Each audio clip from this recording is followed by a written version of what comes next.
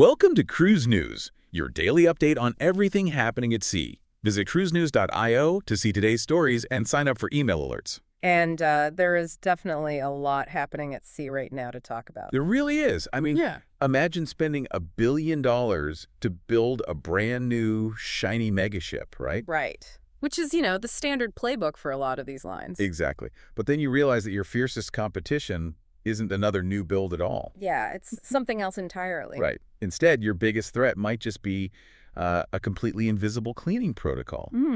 Maybe a cleverly retrofitted 18-year-old hull. Or even a 90-year-old floating museum. Exactly. So for today's cruising snapshot, we're giving you a look at a major ship refresh, what perfect cleanliness scores really tell you about an operation, and a rare, once-in-a-generation ocean liner reunion. Which, all points to this really fascinating structural force shaping the industry right now. Well, cruise lines are no longer just racing to build the biggest new vessels. They're figuring out how to maximize the value of their existing assets, just to stand out in this relentlessly crowded market. Right, because building new is incredibly expensive. Exactly. So we're seeing lines heavily rely on massive architectural overhauls of legacy ships, or they're implementing incredibly rigorous operational discipline, or just leaning into pure brand heritage. They're finding massive competitive edges without laying a single new keel in a shipyard. That's exactly it. And our first story today is basically the ultimate case study in that strategy. We are looking at the celebrity Solstice. Ah, yeah, the Solstice. Right. So on March 2nd, 2026, the ship returned to service, launching a 12-night sailing from Singapore to Hong Kong. Which is a big deal for them. Huge. Yeah. This officially marks the completion of a massive dry dock refit in Singapore. And it kicks off a $250 million modernization program across all 5 of Celebrity's Solstice-class ships. And to put that in perspective for you, the Solstice was launched back in 2008. Which is pretty old, right? Yeah, in maritime years, an 18-year-old vessel is distinctly midlife. Usually this is the age where ships might get downgraded to, shorter, cheaper itineraries. But Celebrity is doing the exact opposite here. They really are. They are aggressively porting over the most successful premium concepts from their much newer Edge series ships, and they're installing them directly onto this older tonnage. And they did a lot more than just update the upholstery. We are talking about 54 brand new staterooms physically added to the ship. Wow. Yeah, bringing the total capacity up to 1,479 rooms. Plus, they constructed a completely new top deck area called Sunset Park. Right, which sounds amazing. It does. Picture an open-air venue where you can, do morning yoga, play lawn games, listen to live music. And rent private cabanas, right? Yes, with dedicated attendants. All while eating charcuterie from the new Sunset Park Cafe. That's quite the upgrade. And it doesn't stop there. They also added Trattoria Rasa for house-made Italian, and the Fine Cut Steakhouse serving 30-day dry-aged steaks. So they're essentially turning a midlife cruise ship into a highly modern, floating luxury resort. Exactly. I look at this like flipping a classic home instead of buying a new build. You keep the good bones of the house, but you knock down the walls to add that modern, open-concept living space that buyers actually want today. That's a great way to think about it. But here's the part I am having trouble wrapping my head around. Okay, well, what's that? They added 4 new stateroom categories. And one of them is this panoramic infinite veranda suite that actually reconfigures the forward-facing window system. Right. How do you physically add 54 rooms to an 18-year-old steel hull without completely disrupting the buoyancy or the center of gravity or just the general onboard ecosystem? Well, the sheer marine engineering required for a refit like this is staggering. You cannot simply bolt 54 heavy steel cabins onto the top deck of a ship. Because it gets top-heavy. Exactly. If you do that, you raise the vessel's center of gravity. That makes the ship dangerously prone to rolling in the ocean. That sounds terrifying. It would be. So when shipyard workers do this, they're often using much lighter weight composite materials for the new superstructures. Oh, interesting. Yeah, they literally slice into the existing steel. They have to reroute miles of legacy plumbing, electrical grids, and HVAC systems just to accommodate the new load without bringing down the older infrastructure. Which sounds incredibly risky, not to mention expensive. It is, but look at the alternative. Building a brand new cruise ship today takes several years of planning and costs upwards of $1 billion. Right? Spending $250 million spread across 5 different ships is just a fraction of that cost. That makes sense. But the other challenge you face when adding 54 cabins is passenger flow. You're putting more people onto the exact same footprint. And no one wants to feel crowded on a luxury cruise. Right. If you don't give those extra people somewhere to go, the ship instantly feels packed, and guest satisfaction just plummets. Which entirely explains all the new lounges they added. Like they brought in the Boulevard Lounge for piano sing-alongs. Yeah, and the Parlor Sports Lounge. Which has billiards. You have to create more spaces to absorb that increased capacity. Spreading the passengers out is really the only way the math works. And they're doing it by focusing on premium experiences that command higher ticket prices. Like the updated Aqua-class staterooms. Exactly. They didn't just add a fresh coat of paint there. They installed massaging shower heads, aromatherapy diffusers, and specialized pillow menus. I have to say, a menu where you can select the exact firmness of your pillow is a brilliant touch. It's a textbook luxury queue. They also completely redesigned the retreat, which is their exclusive suite-only area. Right. They expanded it with an oversized hot tub, vastly more shaded seating, and updated high-end finishes in the private lounge. So by elevating these specific spaces, Celebrity can charge premium rates that rival their newest ships. Exactly, all while operating an 18-year-old vessel. And they are definitely putting this newly refitted ship to the test. Oh, absolutely. After she finishes her current run in Asia and Australia, she heads over to Alaska for the summer 2026 season. And then, on September 13th, 2026, the Solstice departs on a massive 110-night grand voyage. Which is an incredible itinerary. It really is. She sails from Alaska down through the South Pacific, into Australia and New Zealand, and back up through Asia, hitting more than 55 unrepeated port calls before ending in Hong Kong on New Year's Eve. And a 110-night voyage is the ultimate stress test for any vessel. Because they're on board so long. Right. When your guests are living on board for over 3 months, the ship can't just be a mode of transportation. It has to function flawlessly as their entire world, which is exactly why a resort-style refit is so crucial. But, spending $250 million on new cabanas and dry-aged steakhouses means absolutely nothing if you cannot protect the most fragile asset on your ship. Traveler confidence. Exactly. And securing that confidence requires a level of operational discipline that is completely invisible to the guest, at least until something goes wrong. You're talking about the intensely unglamorous but utterly vital world of maritime sanitation. Yes, I am. Our next story zeroes in on exactly that. Margaritaville at Sea, which operates a 2-vessel fleet consisting of the Paradise and the Islander, just achieved something remarkable. They really did. Both ships earned perfect 100-point scores on unannounced CDC vessel sanitation program inspections. And to understand the magnitude of that achievement, you really have to look at the statistics. Yeah, lay the numbers out for us. So in 2025, the CDC inspected 191 cruise ships, and only 24 of them managed to get a perfect 100. Wow. That is just 13% of the entire industry fleet. Only 13% pulling off a perfect score is incredibly low. It is, because the inspections are absolutely brutal. Think of it like a surprise Michelin star kitchen audit, but expanded to cover a massive floating city. Oh, man. The CDC inspectors are completely unannounced. They walk onto the ship while it is docked at a U.S. port, and they spend the next 6 to 8 hours going through the vessel with a fine-tooth comb. 6 to 8 hours. Yeah. They aren't just looking to see if the floors are shiny. They're testing the chemical balance of the potable drinking water systems. Wow. They're in the galleys watching the crew handle raw ingredients to check for cross-contamination protocols. They measure the cooling temperatures of buffet lines. That is thorough. It gets deeper. They even inspect the ventilation systems, the child activity centers, and the medical center's protocols for logging and isolating gastrointestinal illnesses. Okay, let me push back on the significance of this for a second. Sure. Under the CDC scoring framework, an 86 out of 100 is considered a passing grade. Right. Anything 85 or lower is a failure. We actually saw that recently with the Villa V Odyssey, which failed its inspection due to significant issues with food safety, drinking water quality, and pool sanitation. Yeah, that was a mess. Right. So, if the U.S. government says an 86 is perfectly fine and safe for the public, what does a perfect 100 actually signal to you? Is it just a gold star for the marketing brochure? Or does it represent a fundamentally different operational culture on board? That's a great question. A score of 86 means your ship met the absolute minimum legal standard to not be classified as a public health hazard. Okay. But a perfect 100 means your crew is operating with a level of daily militaristic discipline that leaves zero room for error.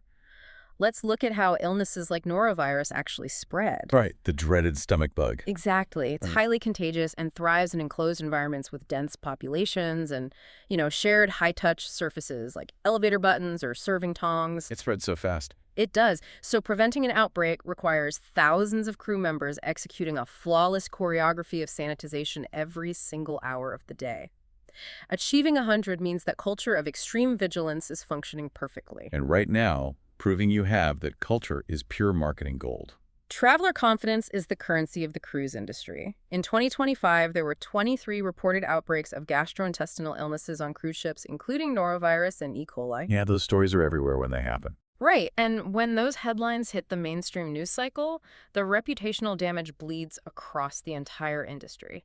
So being able to point to a perfect 100 on both your ships, like Margaritaville at sea just did, is a massive competitive advantage. It really is. It's a quantifiable way of telling your guests that their health is taken as seriously as their entertainment. And Margaritaville at sea isn't the only one leveraging this invisible advantage, right? Not at all. Viking Ocean Cruises has been leaning heavily into this. They recently averaged a 99 across their entire fleet. That's impressive. We're also seeing perfect 100s consistently rolling in from luxury ships like the Seabourn Encore and the Oceania Vista. Oh, yeah. The Oceania Vista is particularly impressive because it has maintained an unbroken streak of perfect scores since the ship debuted in 2023. Wow. Unbroken. Yeah. Typically, it's a lot easier for smaller fleets or ultra-luxury lines with higher crew-to-guest ratios to maintain that level of consistency. Which makes sense. Right. Which is why Margaritaville at sea, which operates in a much more mainstream, accessible market segment, pulling this off across their whole fleet is so notable. And the fascinating part is that the data proves this intense focus on hygiene is actually working to suppress outbreaks. The numbers are striking. If you look at the industry reporting for early 2026, there has been a massive drop in incidents. How massive. Well, between January and February of 2026, there was only one reported outbreak across the entire industry. Just one. Yeah. During that exact same 2-month period in 2025, there were 8. A drop from 8 down to 1 in a single year is a huge operational win. It's incredible. Public health experts are attributing this improvement directly to these stricter sanitation protocols enforced by the cruise lines. Right. But it's also a shift in passenger behavior. Travelers are far more aware of their own hygiene now. They're utilizing the hand washing stations before entering the buffets and reporting symptoms earlier. So it's a team effort. Exactly. The combination of crew discipline and passenger awareness is entirely reshaping the industry's health profile. But, you can engineer the most flawless, militaristic cleaning protocol in the world, and you can spend $250 million bolting on a beautiful new steakhouse. True. But you cannot buy history. Which brings us to our final story today, proving that sometimes the ultimate competitive advantage was built almost a century ago. Because heritage is the one asset that is impossible for a new competitor to replicate. And we just witnessed a truly rare maritime event that highlights exactly that. On February 2nd, 2026, off the coast of Long Beach, California, the active Queen Mary II met her historic namesake, the original Queen Mary. For the first time in 20 years, right? Yes, for the first time in 20 years. The visual of those two ships side by side is just extraordinary, and the timing is also highly symbolic. How so? Well, the original Queen Mary is currently celebrating her 90th anniversary year. During her operational life, she completed 1,001 Atlantic crossings before finally retiring in 1967. That is a lot of crossings. It is, and today she sits permanently moored in Long Beach, functioning as a floating hotel and museum. And then you have the modern Queen Mary II, right in the middle of a 108-night world voyage, pulling up alongside her. I saw the photos of them together, Yeah. and the physical comparison is just staggering. It's like looking at an evolutionary chart of ocean travel brought to life. Yeah, the size difference is wild. The original Queen Mary is recorded at 81,237 gross tons, which was an absolute marvel of engineering at the time. But the modern Queen Mary II is nearly twice that size, at 149,215 gross tons. And it's probably worth clarifying what gross tonnage actually means here because it's a term that often confuses people. Oh, definitely. Gross tonnage doesn't measure the physical weight of the ship on a scale. Right. It's not pounds or tons in that sense. Exactly. It's actually a measure of the internal enclosed volume of the vessel, with 1 gross ton equaling 100 cubic feet of space. So when we say the QM2 is nearly twice the gross tonnage of the original, it means she possesses nearly twice the internal spatial volume. The scale of modern shipbuilding simply dwarfs the past. But even with that massive size difference, they were both engineered for incredible speed. Right. The original ship had a top speed of 28.5 knots, and the massive QM2 can still hit 30 knots. Which is incredibly fast for a ship that big. It is. But my absolute favorite detail from this entire reunion, and this is just a brilliant Easter egg for maritime nerds, is that the Queen Mary II actually carries a fully refurbished whistle from the original Queen Mary physically installed inside her starboard funnel. I love that detail. It's a literal audible connection between the past and the present. Yeah. When she blows that whistle, you are hearing the exact same sound that echoed across the Atlantic in the 1930s. And that connection is an entirely strategic move by Cunard. But why lean so heavily into the past when everyone else is building the future? Because if you look at the broader cruise market today, we are in an era heavily dominated by look-alike megaships. Right. Many modern vessels are essentially functioning as floating theme parks, prioritizing go-karts, water slides, and surf simulators. Which is fun, but it's a specific vibe. Exactly. Cunard realized that their deep liner heritage is a unique branding edge. The Queen Mary II isn't just a cruise ship. Cunard is very quick to point out that she is the only active ocean liner left in the world built specifically for long-distance transoceanic travel. Meaning the physical architecture of the hull is fundamentally different from a standard Caribbean cruise ship. Precisely. A standard cruise ship is relatively flat-bottomed and boxy, designed to maximize balcony space and navigate calm, shallow waters. Okay. An ocean liner like the QM2 has a sharply tapered bow to cut through massive waves, thicker steel plating, and a significantly deeper draft. And the draft is the depth that goes underwater. Right. The draft is the distance between the waterline and the bottom of the hull. A deeper draft means more of the ship sits underwater, which gives it a much lower center of gravity. Ah, got it. That's what provides the stability needed when you're plowing through the heavy swells of the open Atlantic Ocean at 30 knots. And they really lean into that traditional maritime experience on board, too. Like, you aren't going to find a roller coaster on the top deck. Definitely not. Instead, they offer fencing classes, extensive library services, and formal ballroom dancing. It's very classic. It is. During this specific world voyage, they even curated a historical collection called A Letter from Australia to the World, allowing guests to interact with a historical correspondence during their journey. It's highly curated, premium nostalgia. And Cunard is pushing this angle hard to the travel industry. How so? In 2026, they're drastically expanding their travel agent familiarization trips. They're planning to host over 900 travel agents for ship visits and learning experiences at key maritime ports like Southampton and Liverpool. That's a huge investment in agent education. It is. They're educating the travel trade on exactly how to sell this. They want agents to tell clients, you aren't just booking a vacation, you are buying passage on a piece of living history. And the QM2 is making some serious history of her own on this current voyage. It definitely is. During this 108-night trip, she completed her first ever transit of the Panama Canal. Which is a huge milestone. Yeah. And after her reunion with the original Queen Mary in Long Beach, she made an overnight visit to Los Angeles, which was her first time returning to that port in 17 years. Wow. From there, she made a grand, majestic entry into Sydney Harbor on March 4th, framing perfectly with the Opera House in the background. She doesn't complete the voyage and return to Southampton until April 30th. It perfectly illustrates how a preserved maritime landmark, like the original Queen Mary sitting in Long Beach, can serve as a year-round anchor for tourism. It really does. It's a beacon of history that even the most modern, active ships in the world go out of their way to sail past and salute. It really is. And, it brings up a fascinating question for you listening as you think about your next vacation at sea. What's that? Well, we are watching the industry rapidly evolve. They're spending hundreds of millions of dollars to retrofit older ships with modern luxury cabanas. They're deploying militaristic discipline to perfect the invisible science of ship-wide sanitation. But if pure nostalgia and the desire for massive floating resort amenities are becoming the ultimate premium drivers, what happens next? It's a great question. Will we eventually reach a point where the ships of tomorrow stop moving altogether? It's entirely possible we might see a future where retired legacy ships become permanently moored, massive offshore luxury cities, offering the ultimate resort experience without ever needing to sail a single nautical mile again. That is definitely something to think about. Thanks for listening to Cruise News. Visit cruisenews.io to catch up on the latest updates and sign up for free email alerts.